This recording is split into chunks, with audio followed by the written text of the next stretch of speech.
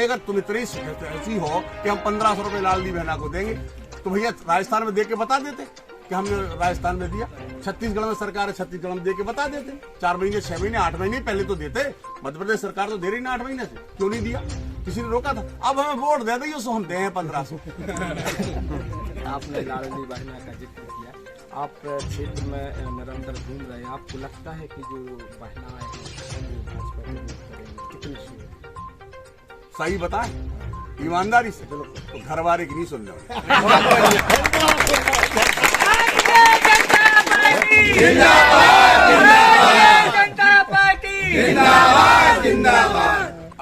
नमस्कार, आप देख रहे हैं आजाद समाचार।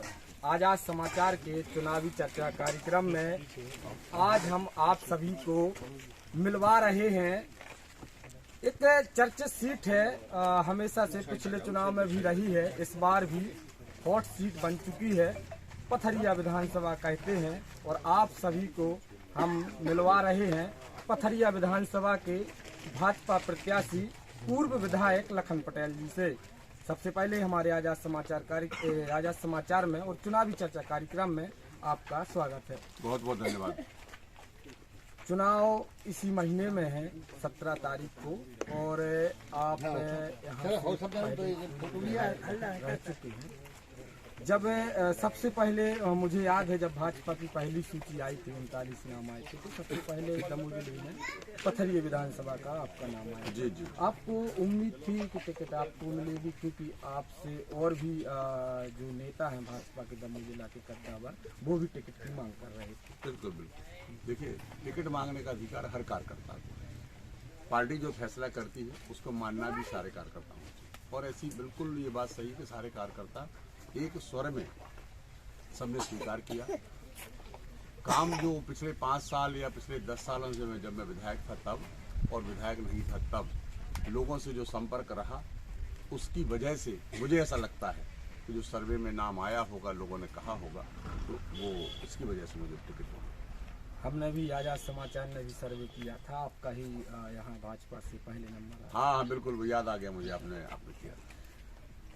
जो 2018 का चुनाव हुआ था, हम वहीं से शुरुआत करते हैं, क्योंकि उसके पहले आप विधायक थे। ऐसी कौन सी वजह रही कि 2018 का चुनाव, मतलब आप क्या विकास नहीं कर पाए कि 2018 का चुनाव आप हार गए? इसके बाद हम आगे बढ़ेंगे। देखिए, कई बार चीज़ें सिर्फ विकास से नहीं जुड़ी रहती। चुनाव का समय जब आता है तो बहुत सारी परिस्थितियों के कारण परिणाम आते हैं। पिछली बार जो चुनाव था, इतने लोग खड़े हो गए, वोटों का डिवीजन ऐसा हो गया कि उसको कोई रोक नहीं पाया। जनता की भी गलती उसमें ये इसलिए नहीं है कि जनता समझ नहीं पाई कि हमको क्या करना है, और कोई किसने सोचा ये जीत रहा उसकी तरफ चले, कुछ उधर चले गए, कुछ उधर चले गए, और उस सब के कारण कुछ मतों से मैं पीछे हूँ। पथरिया विधानसभा में जो कई समस्याएं हैं, हम यहाँ मुद्दों से बात करेंगे कि सबसे बड़ी जो समस्या है, पिछले साल से आपकी यहाँ सरकार रही है, चूँकि मध्य प्रदेश में सबसे बड़ी जो समस्या है वो रोडों की समस्या है। हम यहाँ से भी आए और उस साइड से भी निकले, दमोह से पथरिया, पथरिया से यहाँ से होते हुए, मतलब कहीं भी ऐसी रोड नहीं है जो यहाँ के स्थानीय नेता, चाहे पूर्व विधायक हों, वर्तमान विधायक हों या बनने वाले विधायक, ये कह सकें कि नहीं पथरिया विधानसभा की रोड सही है। आप जो बात कर रहे हैं बहुत जनरल बात कर रहे हैं। सिर्फ एक सड़क खराब है, पथरिया से लेकर के केरबना और केरबना से लेकर के बटियागढ़, सिर्फ ये सड़क खराब है। और आप देख रहे हैं उसका काम लगा, केरबना से बटियागढ़ तक। मैंने बोला ना, केरबना से बटियागढ़ ये सड़क खराब है। यदि हम लुकाइन बकाइन से जाए जीरट की ओर तो वो भी खराब है। मैं पूरी बात आपको कहता हूँ। आप देख रहे होंगे, आप अगर वहां से आए तो काम लगा हुआ है, लगा हुआ है ना। पहले ये सड़क PWD में, फिर अभी MPRDC में चली गई, तो MPRDC ने इसका टेंडर किया है और इसका काम भी लगा हुआ है। कुछ दिन पहले बात चल रही थी केरबना में कि भाई बहुत कीचड़ मचा हुआ ये है, तो वहां पर भी काम देखा होगा आपने, CC का काम लग गया। कई बार कुछ चीजें कायदे कानून में ही फंस जाती है, तो ये जो सड़क जो 3-4 साल 5 साल से खराब है, कुछ कायदे कानून के कारण भी है। पहले PWD में थी, फिर बदलना, उसके जाना, फिर उसका वो बनना, फिर उसके बाद ये सारी चीजें होने के कारण थोड़ा सा समय लग गया। लेकिन ये मुश्किल से 3-4 महीने 5 महीने के अंदर ये पूरी सड़क बंद कर देगी। जहां तक आपने मेरठ से लेकर खगड़िया की बात की, तो आपको मैं अवगत करा दूं कि वो टोटल सड़क जो है 18 किलोमीटर, उसमें से 12 किलोमीटर सड़क बन चुकी है। 6 किलोमीटर सड़क जो पूरी खराब थी, उसको चूंकि इस बार जो किया PWD ने कि 2 टेंडर बनाए उसमें, एक जो मोटरवेल थी उसको ठीक किया, वो है ऐसी 14 किलोमीटर, और जो 6 किलोमीटर सड़क है वो लगभग पूरी सुधार करने की थी, तो वो उसको सुधारने का टेंडर अलग हुआ है। क्योंकि आचार संहिता लग गई तो टेंडर नहीं लग पाया, इसकी वजह से बीच बीच में टुकड़े टुकड़ों में आपको खराब दिख रही है, और निश्चित रूप से वो सड़क भी 3-4 महीने के अंदर पूरी टनाटन हो जाएगी। एक समस्या होती है जब गर्मी का सीजन आता है तो सबसे ज़्यादा लोग जो परेशान होते हैं वो बिजली से होते हैं। बिजली कटौती होती है, बदल आ जाए तो बिजली काट देते हैं, पानी भी नहीं गिरता तब भी काट देते हैं। यदि आप फिर से सत्ता में आते हैं, सरकार आती है या आप विधायक बनते तो इसके लिए क्या करेंगे? क्योंकि बोलते तो हैं कि बिजली नहीं कटेगी, लेकिन कटती है। भारतीय जनता पार्टी जो कहती है वो करती है। आपने देखा होगा 2003 के पहले क्या हाल था बिजली का। आज वो नए लड़के जो 22 साल, 24 साल, 25 साल के हैं, उनने वो तकलीफ देखी नहीं कि बिजली घंटे 2 घंटे को आती थी, 2-2 दिन तक नहीं आती थी। ये हाल था कि नहीं? अब माननीय शिवराज जी ने 2008 में एक बार कहा था कि हम 24 घंटे बिजली देंगे, और आप देख रहे हैं कि 24 घंटे बिजली मिल रही है, गांव में मिल रही है। अलग अलग फीडर सेपरेशन हुआ, ठीक है, वो बात अलग, ट्रांसफार्मर जल जाए, तार टूट जाए, ये तो संभव हो सकता है कि दिन 2 दिन को बंद हो जाए, लेकिन 24 घंटे मिल रही ना। कहीं कहीं अभी जैसे कुछ देख रहा हूँ मैं, कुछ जगह वोल्टेज की प्रॉब्लम आ रही है। तो अभी 2 दिन पहले हम लोगों ने वोल्टेज बढ़वाया, मोटरें नहीं चल रही थी, वो मोटर चलना शुरू हो गई। देखिए, हम लोग कोई झूठ बोल के, फर्जी काम करके हम कुछ नहीं करना चाहते। जिनने 20 साल कुछ नहीं किया, 55 साल कांग्रेस की सरकार ने क्या किया 55 साल में, आप जरा पूछ लो उनसे, ये पूछो तो उनसे कि उन्होंने करा क्या है। आज जो जन कल्याण के काम हो रहे हैं, वो एक भी काम उनमें से उन्होंने किया हो। पिछली बार झूठ बोला कि 2 लाख तक का कर्जा माफ करेंगे, किसी का हुआ क्या? एक आदमी अगर मध्य प्रदेश में बता दें कि 2 लाख का जिसका कर्जा माफ हुआ है, तो जो वो कहेंगे मैं पनिशमेंट भुगतने को तैयार। किसी को 10,000, किसी को 2,000 कुछ कर दिया, और सारे के सारे किसानों को डिफाल्टर बना दिया। अब यहाँ खड़े किसान पूछो आप डिफाल्टर थे, हुए कि नहीं हुए? नहीं, बिल्कुल। उसके बाद भी अगर भारतीय जनता पार्टी के शिवराज सिंह चौहान जी ने, माननीय मुख्यमंत्री जी ने उनको उस बात से, ब्याज के दंश से बचाया है, तो शिवराज सिंह चौहान ने बचाया और ब्याज माफ करके। यदि सरकार बनती है तो जो डिफाल्टर किसान है वो माफ होंगे, क्योंकि सीनियर नेताओं ने, मुझे याद है जब सरकार नहीं थी, बोलते थे कि यदि शिवराज सिंह जी ने भी बोला था कि मुआवजा के नाम पर कि यदि मैं मुख्यमंत्री होता तो हम 40,000 रुपये पर एकड़ देते। अभी पानी गिर गया था, सूखा भी कई बार पड़ जाता है तो 3-4 हज़ार रुपये की एकड़ मिलती है। मुझे याद होगा कि अभी तक सर्वे भी नहीं हुआ है, कई गांव ऐसे हैं।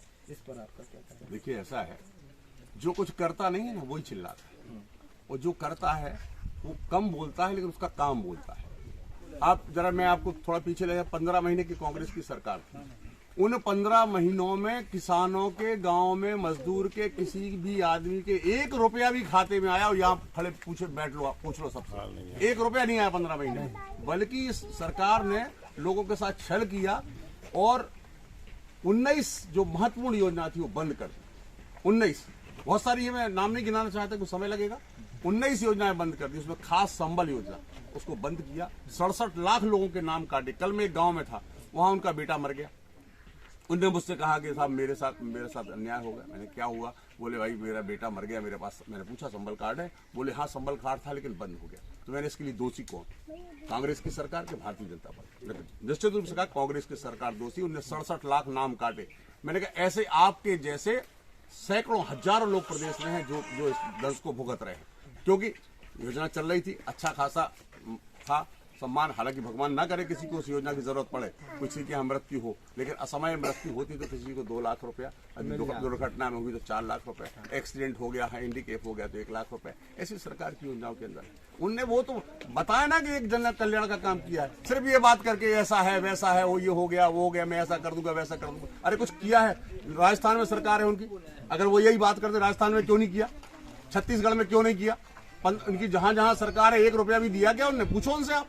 भाई अगर तुम इतनी ऐसी हो कि हम 1500 रुपए लाडली बहना को देंगे तो भैया राजस्थान में दे के बता देते कि हमने राजस्थान में दिया। छत्तीसगढ़ में सरकार है, छत्तीसगढ़ में दे के बता देते। 4 महीने 6 महीने 8 महीने पहले तो देते। मध्य प्रदेश सरकार तो दे रही ना 8 महीने से, क्यों नहीं दिया? किसी ने रोका था? अब हमें वोट दे दी सो हम दे हैं 1500। आपने लाडली बहना का जिक्र किया, आप क्षेत्र में निरंतर घूम रहे हैं, आपको लगता है कि जो बहनाएं हैं वो भाजपा को वोट करेंगे? कितने श्योर है? सही बताएं ईमानदारी से, तो घर वाले की नहीं सुनने वाली।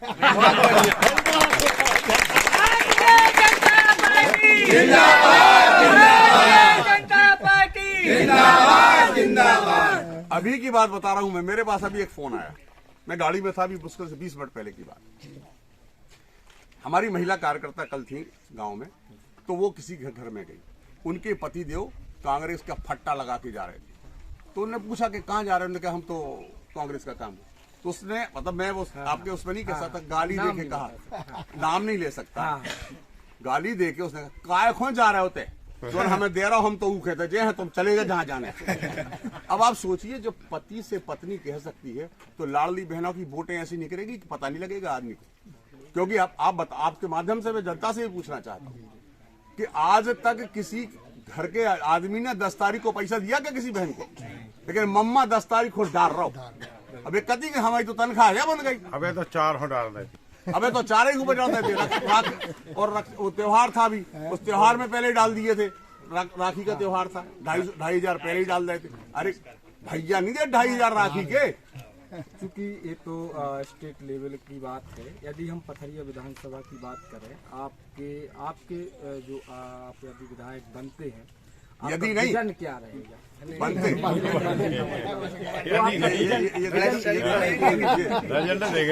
विजन क्या रहेगा पथरिया विधानसभा के लिए? देखिए, भारतीय जनता पार्टी का हमेशा से मानना रहा है गांव गरीब मजदूर किसान का उत्थान करना, वो व्यक्ति जो अंतिम छोर में खड़ा है उसका उत्थान करना, गांव का विकास करना, शहरों का विकास करना और प्रदेश को और देश को आगे बढ़ाने का काम करना। देखिए, आपके माध्यम से मैं कहना चाहता हूं कि आज चुनाव का वक्त है। मैं वैसे आमतौर पर राजनीतिक बात हमेशा नहीं करता, न कहता हूं। मैंने जो किया वो मैं कह सकता, किसने क्या करा वो तो जनता को पता है। लेकिन कई बार कोई बात ऐसी आ जाती, अरे ठीक है नहीं करो, उसको कब क्या करें, हो जाओ ठाणे सके। 4 बड़े बड़े डैम यहीं पे आप देख रहे हैं, ये बाजू में तालाब बना हुआ है। आलमपुर गांव के बाजू में तालाब बना हुआ है। आलमपुर की स्थिति में मैं यहाँ बहुत सालों से आ रहा हूँ। आलमपुर की स्थिति होती थी, गर्मियों में पानी बचता था, दूसरे गांव से पानी लाते थे। आज उनके यहाँ रास्ता की जरूरत नहीं होती, बाल्टी से पानी खींच लेते 12 महीने। गलत कह रहे क्या बताओ? खाली है पूरा 1 फुट 2 फुट खाली है।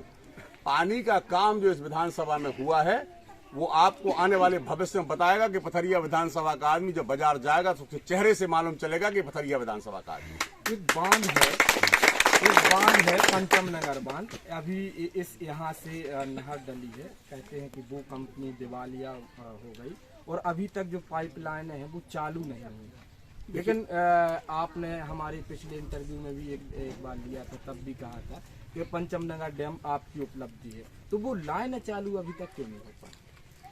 देखो भैया, फिर वही बात आऊ कि 5 साल को जो झटका लग गया, अच्छा, तो जोर का झटका धीरे से लगा। नुकसान किसका हुआ? जनता कभी कभी जो जेब में रखा है उसके निकलने की तकलीफ होती है उसको, जनता को। लेकिन जो जेब में आने वाला था लाखों रुपए, वो नहीं आया तो उसको पता नहीं चलता और उसका महसूस नहीं करता। मैं आपके माध्यम से कहना चाहता हूँ, पंचम नगर परियोजना में अगर 5 साल रहा होता कंटिन्यूएशन में, तो अभी तक सब किसानों के खेतों में पानी पहुंच गया। और उसके बाद ही मैं कह रहा हूँ अभी पानी पहुंचेगा, क्योंकि मैंने अभी पिछले गांव में सीगोन में था, मैं आया था कुछ दिन पहले, मैंने अधिकारियों से बात की और अधिकारियों ने मुझसे कहा कि साहब 1 तारीख को हम पानी छोड़ रहे हैं। कई बार पिछली बार गलती हो गई, अधिकारियों ने मैसेज किया कि भाई हम पानी टेस्टिंग कर रहे हैं गर्मी के दिनों में, और वो कुछ लोग मैसेज नहीं देख पाए क्योंकि हर आदमी को फोन करके तो बताया नहीं जा सकता। एक किसान के खेतों में पानी भर गया, उसकी गेहूं की फसल पड़ी थी और वो उसमें इतना प्रेशर है उसमें कि 2 घंटे 3 घंटे में 6 एकड़ का खेत भर गया और वो फसल तैरती हुई मैंने वीडियो देखा, तो उसमें उन्होंने शिकायत कर दी। तो अभी मैंने जब उनसे कहा तो उन्होंने कहा साहब जब तक हम पूरा देख लेंगे फसलें कट गई तब तक हम पानी नहीं छोड़ेंगे। तो मैंने कहा भाई ये अगर अभी छूट जाएगा पानी तो लोगों किसानों को सिंचाई में काम आएगा। तो सच बात है, कई जगह सोयाबीन भी डाला है, कई जगह मक्का भरी पड़ी है, वहाँ पड़ी हुई है, तो थोड़ा सा नुकसान ना हो इसलिए पानी छोड़ रहे। और मैं तो ये कह रहा, देखिए चुनाव केस से नहीं कह रहा मैं ये सब चीज, ये तो हमने करके दिखाया, इसलिए आपको दिख रहा, अभी नहीं दिखेगा, 4 महीने बाद दिखेगा। भाई पंचम नगर है, जूड़ी है, साजली है, सीतानगर है। सीतानगर के देखिए आप जाके, वहाँ पानी छोड़ा गया खेतों में किसानों के। साजली डैम बन के कंप्लीट हो गया, पाइपलाइन डल रही है। जूड़ी डैम बन रहा है, इस साल तक, अभी इस साल गर्मी में कंप्लीट हो जाएगा, बरसात में पानी भर जाएगा। आप एक बात मैं आपके माध्यम से विनम्रता के साथ कहना चाहता हूँ, यहाँ सारे जितने भी लोग खड़े हैं किसान हैं सारे, उनसे भी विनम्रता के साथ कहना चाहता हूँ, किसान के लिए अगर कुछ करना है तो सिर्फ उसको सुविधा दी जा सकती है।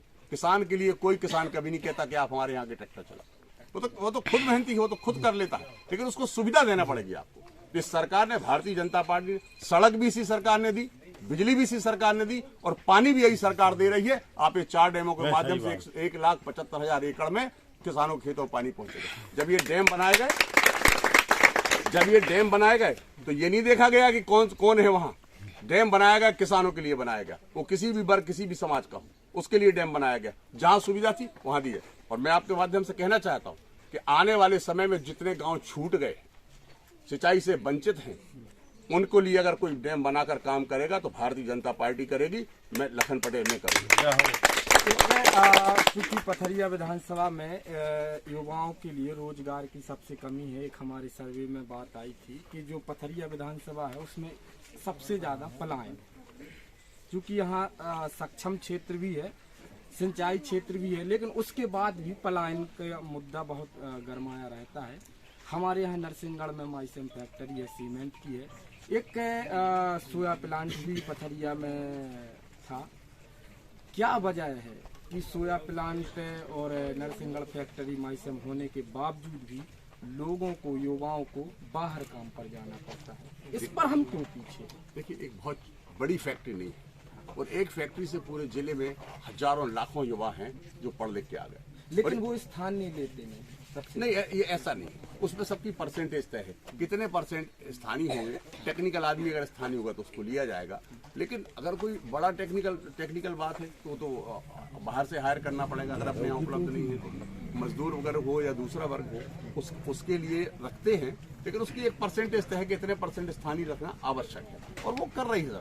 अब देखिए, इतना बड़ा जिला, एक फैक्ट्री में कितने लोगों को रोजगार दिया जा सकता है, ये बात हम लोग को समझ जाता है। दूसरी बात, आपके साथ, आपके माध्यम से विनम्रता से युवाओं को एक संदेश देना चाहता हूँ कि अगर आज पढ़ाई हो रही है तो इसी भारतीय जनता पार्टी की सरकार ने इतनी सुविधा दी है। गांव में जहां 6वीं तक स्कूल था वहां 8वीं किया, 8वीं तक था वहां 10वीं किया, और 10वीं था वहां 12वीं किया, और उससे लोग पढ़ के, आप बटियागढ़ जैसी जगह मैंने कॉलेज खुलवाया था, और 1 हफ्ते के अंदर कॉलेज मंजूर हुआ था। माननीय मुख्यमंत्री जी आए थे, उस समय घोषणा। बटियागढ़ ग्राम पंचायत है ना, अभी हुए नगर पंचायत, तो आपने कभी सुना है कॉलेज बटियागढ़ ग्राम पंचायत में बनती है? लेकिन भारतीय जनता पार्टी ने ग्राम पंचायत में भी कॉलेज बना दी। क्यों? लेकिन इस श्रेय तो तत्कालीन विधायक रामबाई ने लिया कि हमने करवाया। कब कॉलेज कब खुली? नहीं, कॉलेज का नहीं, नगर पंचायत। नहीं, नगर, देखिए, अरे नगर पंचायत हो, ये विधायक की उनकी जिम्मेवारी है, कोई वो ऑब्लिगेशन थोड़ी है। उनकी जिनका कार्यकाल है उनको करना पड़ेगा, काम करना चाहिए, और नहीं करे तो क्या के लिए? आपकी पोस्ट देखी थी, आपने भी लिया? ना, मैंने बिल्कुल ले लिया। गलत बात, मेरी एक पोस्ट दिखा दो, पोस्ट डाली गलत, जिसने गलत डाली वही वो जिम्मेवार लगा के फोटो लगा, वो गलत जिम्मेवार है। मैंने कहीं क्रेडिट लेने की कोशिश नहीं, इसलिए नहीं, मैं गलत काम ना करता हूँ ना गलत के लिए क्रेडिट ले। अरे क्रेडिट लेने से क्या, जनता को सब मान लो, ये जनता है, ये सब जानती है, ये पब्लिक है, इसको कोई समझाने की जरूरत नहीं है, ये सब समझती है कौन आपका हित कर रहा, कौन आपका हित कर रहा। और मैं तो आपके माध्यम से कहना चाहता हूँ, यहाँ बैठे सारे लोग, और ये यहाँ जितने लोग हैं, ये सारे के सारे लोग गांव में संदेश देंगे, और गांव से संदेश बाहर तक जाएगा। अगर कुछ कर रही है तो भारतीय जनता पार्टी कर रही है। जैसे मैंने कहा ना कि किसानों के लिए सुविधा देने की आवश्यकता है, किसानों के लिए पानी दे देंगे, उनकी तरक्की होगी, बिजली की जरूरत नहीं होगी, मोटर की जरूरत नहीं होगी, डोरी की जरूरत नहीं होगी, सारा सिर्फ पाइप फंसा और खेत में सिंचाई करोगे तो आपकी लागत आधी हो जाएगी। तो ये तो आपको समझना पड़ेगा कि आप कर क्या रहे हो। और भारतीय जनता पार्टी ने तो हमेशा गाँव के उत्थान के लिए काम किया है, लोगों के उत्थान के लिए काम किया है। दीनदयाल जी ने कहा है कि अंतिम छोर में खड़ा अंतिम व्यक्ति उसके लिए हम सबसे पहले सुविधा देंगे। आप देख रहे होंगे अनुसूचित जाति अनुसूचित जनजाति के लोगों को प्रधानमंत्री आवास दिए ना। मैं कल एक गांव में था, अनुसूचित जाति के 100 युवा मेरे साथ खड़े और उन्होंने कहा मुझसे कि साहब अगर ये खपरे हटाने का काम किया है तो भारतीय जनता पार्टी ने किया, हम गरीबों के खपरे हटाए हैं। पिछड़ा वर्ग जो 27% आ रहा है उस पर आपका क्या विचार है? देखिए ये मामला कांग्रेस ने पिछली सरकार में जब कमलनाथ जी बनी थी उन्होंने कैबिनेट में पास किया था, उसके बाद में याचिका लगाए नहीं तो वो पंचायती चुनाव में फिर से बात देखो देखिए ऐसा है, ये तो कबड्डी का खेल है। हम ही ने कर दो और हम ही ने फिर वापस कर दो, हम ही ने कोनों से भिदवा दो, कोर्ट में लगवा दो। तो ये बहुत चीजें जो असंभव चीजें होती है, कई बार वो संभव करने का प्रयास किया जाता है। केंद्र की सरकार का कानून 50% से ज्यादा आरक्षण, मैं पक्षधर हूँ। 27% होना चाहिए, 27 से ज्यादा होना चाहिए, क्योंकि पिछड़ा वर्ग की संख्या 56%, तो 56% के हिसाब से आरक्षण होना चाहिए। उस हिसाब से थोड़ी आरक्षण होना चाहिए कि जो कम लोग हैं उनका आरक्षण। देखिए आरक्षण अलग विषय है, लेकिन मैं आपके माध्यम से ये बात कहना चाहता हूँ कि लोगों को जागरूक होने की जरूरत है, लोगों को समझने की जरूरत है। आपका कौन हित कर रहा, इसके लिए आपको साथ खड़ा होना पड़ेगा। समाज विशेष, वर्ग विशेष या कोई व्यक्ति विशेष कुछ नहीं कर सकता। कर सकती है तो बड़ा उद्देश्य लेकर के पार्टियां कर सकती हैं। और जो आज दिख रहा है कि कितना काम किया है, हमें कहने की जरूरत नहीं है, सारे लोग जानते हैं। 15 महीने में 1 रुपया किसी के खाते में नहीं आया। और यहाँ अभी हम कह सकते, अब लोग कहते साहब इतना नहीं मिला, उतना कुछ लोगों को तो इतना मिला है। भाई जैसा जिसका नुकसान हुआ वैसा मिला है। बस आखिरी सवाल है, हमने पहले ही कहा था कि ये हॉट सीट बन चुकी है, तो क्या समझा जाए? ये चुनाव है पूरा विकास या विपक्ष में फंस चुका है या फिर जातिवाद? देखिए कभी जातिवाद से चुनाव नहीं जीता जा सकता। कभी कोई जो करेगा वो भुगतेगा। जातिवाद से कोई चुनाव नहीं होता है और न कभी हो सकता है। और जो करेगा तो मैंने कहा कि वो उसको भुगतना पड़ेगा। देखिए सबका साथ सबका विकास। तीन प्रत्याशी हैं, कांग्रेस से ब्रजेंद्र राव, आप हैं भाजपा से, और जो वर्तमान में है वो बीएसपी से हैं रामबाई। आप रामबाई से कम ही मतों से पिछली बार हारे थे। आपको क्या लगता है आपका मुकाबला किस प्रत्याशी से होने जा रहा है? किसको आप कड़ी टक्कर दे रहे हैं? देखिए चुनाव कभी हल्का नहीं होता, चुनाव कभी लाइटली नहीं लेना चाहिए। कौन कमजोर है कौन मजबूत है हम तय नहीं कर सकते, ये पब्लिक तय करेगी। ये गाड़ियों में घूमने से झंडे तो होगा। देखिए अब मुझे तो आवाज है, मैं जीत रहा हूँ चुनाव, दंगे की चोट पे जीत रहा हूँ। भारतीय जनता पार्टी लगन भैया संघर्ष करो, हम तुम्हारे साथ हैं। लगन भैया संघर्ष करो, हम तुम्हारे साथ हैं।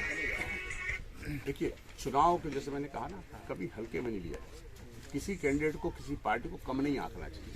अपनी मेहनत, हमारा काम, पार्टी का काम, और हमने जो संपर्क किया है, हमने जो लोगों के साथ व्यवहार किया है, उस व्यवहार का तो जनता चाहती है कि कौन आपके लिए खड़ा होगा। वोट लेके तो कितने लोग चले जाते, दर्शन नहीं देते 5-5 साल तक, चाहे अच्छा हो जाए चाहे बुरा हो जाए। मैं उसके लिए थोड़ी राजनीति कर रहा हूँ। मैं तो लोगों के बीच में, लोगों के दुख सुख में शामिल हो गए। जब मुझे कहीं सूचना मिलती है मैं उनके साथ खड़ा हो जाता हूँ और उसका मैं देख रहा हूँ कि मुझे बराबर उसका रिस्पांस भी मिल रहा है। इस बार कुछ मुर्गा जी साथ में पूरी पार्टी एक साथ में, ये खड़े लम्बड़दार ये टिकट मांग रहे थे, मेरे साथ खड़े देख लिया है ना। और जो लोग और जो लोग मांग रहे थे वो भी पार्टी में काम कर रहे हैं, क्षेत्र में घूम रहे हैं। तो देखिए भारतीय जनता पार्टी, जैसे मैंने शुरुआत में कहा कि टिकट मांगने का अधिकार हर कार्यकर्ता है और पार्टी जो फैसला कर ले तो उसको मानना सबका वो है और सबने मानते हैं। तो आपने सुना, हमारे साथ में भाजपा से पथरिया विधानसभा के प्रत्याशी पूर्व विधायक लखन पटेल थे। उन्होंने अपने जवाब बेबाकी से दिए और अपने विजन बताए। तीखे सवालों के बारीकी से जवाब भी दिए। आप देख रहे थे आजाद समाचार, मैं हूं चंद्रभान सिंह लोधी। अगले एपिसोड में फिर किसी खास व्यक्ति के साथ मिलते हैं, तब तक के लिए धन्यवाद।